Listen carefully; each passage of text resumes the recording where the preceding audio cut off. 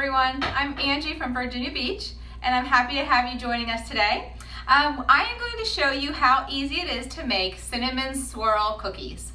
So I know so far we've frozen some dough balls and we're ready for our holiday baking. This one's a little bit different because we're going to shape it into a log and then we're going to slice it. It's a slice and bake cookie. So it's a few different steps, but I'm going to show you how to do it all. So I hope you can see my workstation here. First, we're going to take a stick of softened butter. We don't want that butter melted, so just try to remember to leave it out on the counter.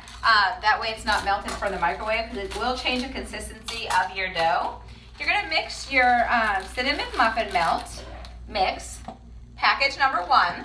You're going to put that right in with your butter, and you're going to also crack 1 egg. I always crack my eggs in a different bowl. That way if a little tiny piece of shell gets in there, I'm not trying to fish it out of the mix, the cake mix. So I'm just going to beat my egg a little bit and dump that one right in as well. And then you're going to mix it up so that a nice dough forms. While I'm mixing this up, I just want you to take note of underneath my bowl. I have a piece of parchment paper down. You can use wax paper, you can use a silicone baking mat, whatever works best for you. But we're going to take this nice dough after it forms and we're going to roll it into a rectangle to form our cookie log. So you want to have a working area that works best for you. Right now I'm using a rubber spatula to mix my butter, my egg, and my cinnamon muffin melt mix. You can use your hands if you want to get in there and get to it. You can use whatever works best for you to incorporate it all. But you do need to just kind of smush around the butter, smush around the egg until a nice dough forms. So I hope you are all getting ready for the holidays. I know this is a very, very busy time of year. It's exciting, it's a fun time of year with family and friends, but it can get very, very stressful. So Tastefully Simple, easy baking tips will help make your holiday baking a snap and will relieve some stress there. If you're also looking for some easy meals, of course Tastefully Simple can help you with that, and you get less stress in your life by worrying about what's for dinner. So hopefully you've had a chance to try our meals as well as our baking, and it'll show you how easy Tastefully Simple can make your life. So I'm gonna set that aside, and I have some flour right here. I'm just gonna sprinkle it out on my work surface so that the dough doesn't stick. And what we're going to want to do is spread this into about a 14 by 11 rectangle. So I'm gonna take my hands now and just kind of spread out that flour on the work surface. And then I'm gonna take this nice dough that I've formed, I'm gonna get all of it from the bowl and put it right in the middle. This bowl can go off to the side. Now I'll get the hands in there and get all that dough. I have a little bit more flour I'm gonna sprinkle right on top, just so I don't waste any of that by sticking to my hands. And then you're just gonna knead your dough lightly. Again, your work surface is floured, so you just kind of want to turn it, fold it over into itself. If your dough starts to stick to your hands, it really shouldn't be too sticky. That's mostly flour in my hands. You can just add a little bit more flour, spread it out a little bit more until a nice dough, smooth consistency forms. This is always my favorite part when I was little. It reminds me of playing with Play-Doh. So I'm just going to do one last flip of it and a little more flour on top. Then you're going to take your rolling pin, and again, you're going to try to work it into a rectangle. And your rectangle is going to be about a 14 by 11. Obviously, guesstimating is fine. Tastefully Simple is something that no matter what size it's going to be okay. I will let you know, you do not want it too thin because we're going to roll this up, and I found the thicker it is, the easier it was to roll. So it's about a 14 by 11. Wipe my hands off a little bit with that extra dough, just kind of push it on. Now you're going to take packet number 2 from your cinnamon muffin melt, and you're just going to sprinkle this all over the top. So this is the cinnamon sugar. It's going to be a nice thick coat. So there's a lot of cinnamon and sugar in there. You don't want to go too close to the edges because it will fall off. But you want to make sure, don't waste any of that cinnamon sugar deliciousness. Dump that in. I take my hand and I kind of smooth it out. That way it's all consistent. And I do press it down a little bit because as we roll the log up, it is going to fall a little bit. So kind of press it in. Now, in prepping for this video, I've done this about 2 times. I found that the faster you roll it and the less you play with the dough, the better it rolls.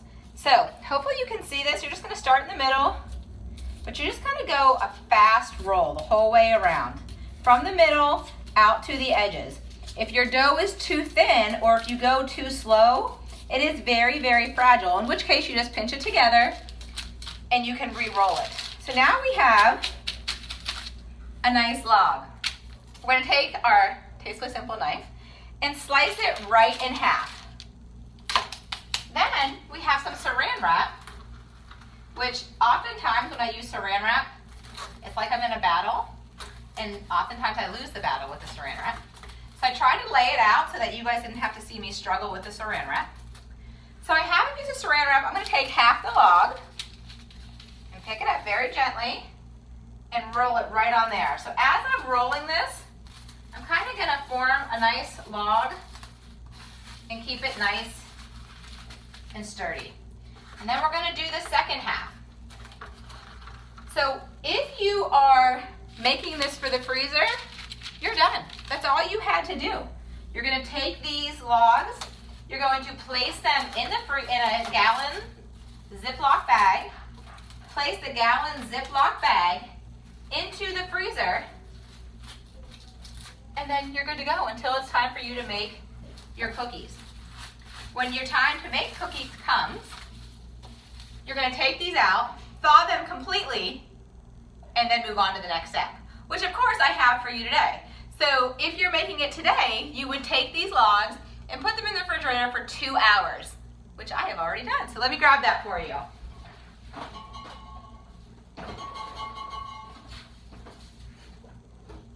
So 2 hours later, it is nice and hard. A nice dough consistency has formed. I have preheated my oven to 350. And again, this is what you would be doing when it's time to actually bake your cookies. Open that saran wrap up. You either have this completely thawed or it has been in your fridge for 2 hours. I have a cookie sheet, which I just put a silicone mat on top of. And I'm going to cut about a 1/4 inch slices.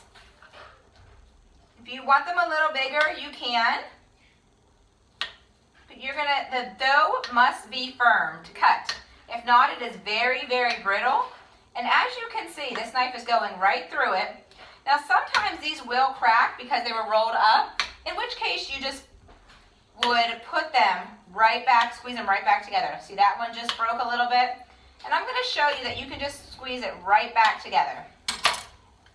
So we have the end one, and it looks just like this. It's a little tiny pinwheel. We're going to put them in a 350-degree oven, and you're going to bake them for 14 minutes. So see how that one kind of fell apart? We're just going to pinch it right back together. No one knows. It's okay. It'll still taste delicious. Okay, so, oops, that last one may be a little bit too big. Let's cut off the end of that one. So now we have our tray, and we're going to put this in the oven for 350 degrees for 14 minutes. So I'm going to put this over here, and of course, I already have some that were in the oven. So let me grab that tray for you.